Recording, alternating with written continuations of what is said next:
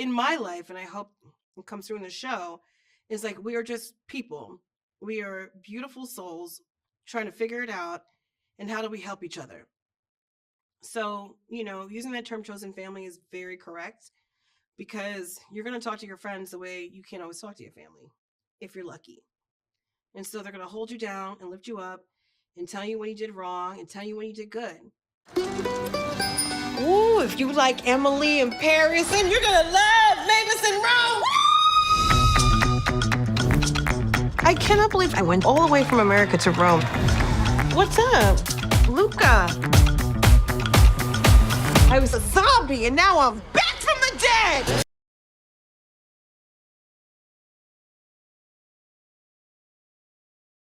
Hi, Michelle. Hi, how are you? I'm well. How are you?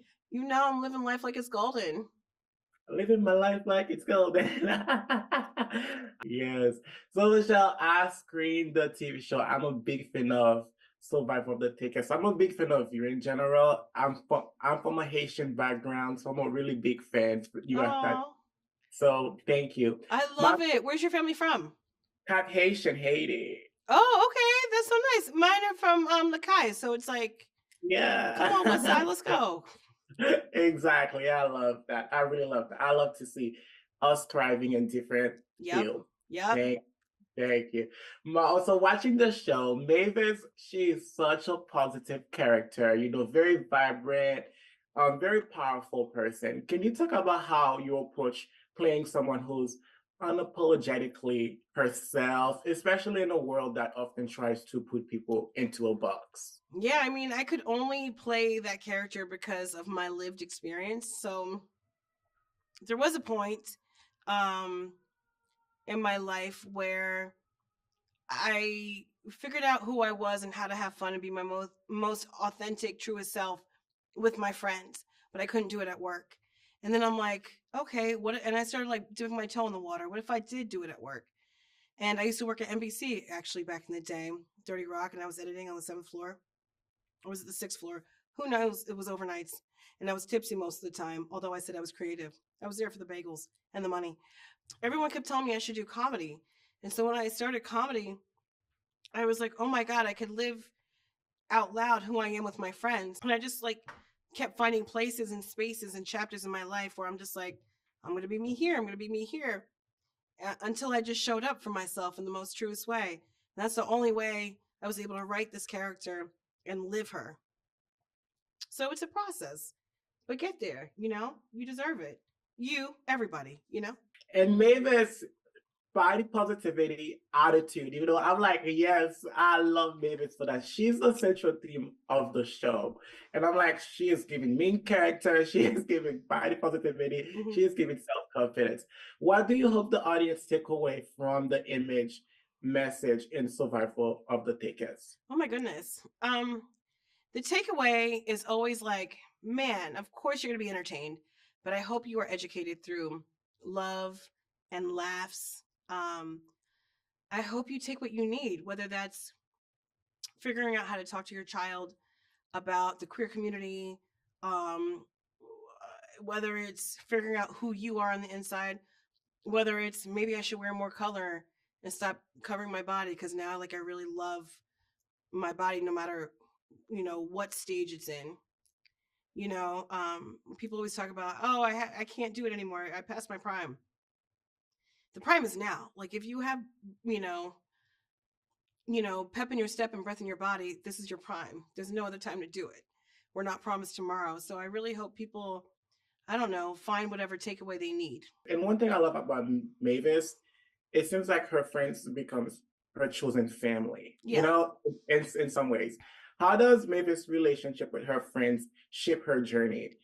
I feel like there's a lot of television and film that depicts friendship in this very kind of like secular way where it's like women are friends and men are friends and then they like date each other. But what if and that's like, okay, there's that binary, but what if you don't identify as a man or a woman? What if you're a beautiful trans person coming into your own? Like, in my life, and I hope and comes through in the show is like we are just people. We are beautiful souls trying to figure it out, and how do we help each other? So, using that term chosen family is very correct because you're going to talk to your friends the way you can't always talk to your family if you're lucky. And so they're going to hold you down and lift you up and tell you when you did wrong and tell you when you did good. I don't think your friends should be jealous of you. I think everybody should be inspired by each other. And no matter how old you are, you don't stop growing and learning. That's crazy. I know for a fact my parents did not know it all. They still don't. They still don't. So how could I like think that I know it all? And so I think that's also like a really fun part of adulthood is that we don't have to know. There is this, I don't know what kind of publicist responsibility he has, but it's a good one. We don't have to have it all figured out at a certain age. And what happens when it looks like it's messy and all over the place? You have your friends hold you down, and you figure out what you need in that moment and make it Oh, hilarious in some comfortable shoes. Duh. I love that. Friends are like free therapists, you know? That's what I tell my Yeah. At the end of the season, Mavis had that beautiful moment, successful career, boutique, fashion show. Where do you find Mavis in terms of personal growth at the end of the season? I think Mavis is really going to trust her divine instinct and put herself out there so she can be in rooms where people know more than her, because she is very comfortable in what she can do, but she knows that other people are kind of more connected and can really guide her into you know m- making some sort of splash or wave in plus size fashion, you know plus size high fashion, and true high fashion that's like affordable and accessible to people, not just like a custom made, this is for Ashley Graham and only her. Not that Ashley's catching strays, she's wonderful, but it's what, as a plus size person, I would love to see in the world. you know um when I was growing up and I tried to find a prom dress, everything was like oversized and black, and those are the only things that fit me, so I always look like a Greek widow. I'm like, this is not fair. This is not who I am. I want to showcase my personality through clothes, and I can't find it. And so therefore it is very clear that society is telling me I'm not worthy of being creative and feeling good about my body and showing it. And so that's really the mission statement behind Mavis, like going out for hers. And who knows, like Charles Renee said, she's got some designer instincts in there. Maybe that's a little seed for another season. Yes, I love that.